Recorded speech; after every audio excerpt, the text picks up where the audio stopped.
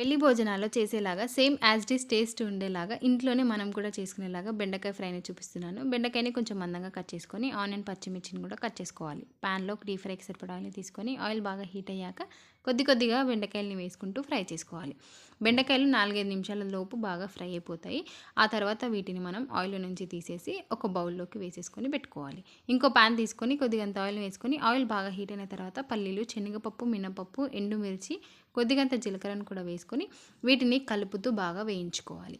ఇవి వేగిపోయాక కట్ చేసుకున్న ఆనియన్, పచ్చిమిర్చిని కూడా వేసేసుకొని బాగా మిక్స్ చేసుకోవాలి. ఇలా మిక్స్ చేసి ఆనియన్ ఫ్రై అయ్యాక కొద్దిగంత అల్లం వెల్లుల్లి పేస్ట్ కూడా వేసుకొని బాగా మిక్స్ చేసుకోవాలి. ఇప్పుడు మనం దీంట్లోకి కారం, ఉప్పు, గరం మసాలా, చిటికెడు పసుపును కూడా వేసేసుకొని బాగా మిక్స్ చేసుకోవాలి. ఈ కారం మిక్స్ చేసుకున్న తర్వాత 2 నిమిషాలకి మనం వేయించుకున్న బెండకాయలని కూడా వేసేసుకొని ఈ మసాలా అంతా బెండకాయలకు పట్టించుకోవాలి. ఇలా కలిపి మరో 3-4 నిమిషాల వరకు వేయించుకుంటే సరిపోతుంది. ఆ తర్వాత మనం స్టవ్ ఆఫ్ చేసి ఒక బౌల్‌లోకి సర్వ్ చేసుకోవడమే. అంతే, మన బెండకాయ ఫ్రై అయిపోయింది. ఏమైనా రెసిపీస్ కావాలంటే కామెంట్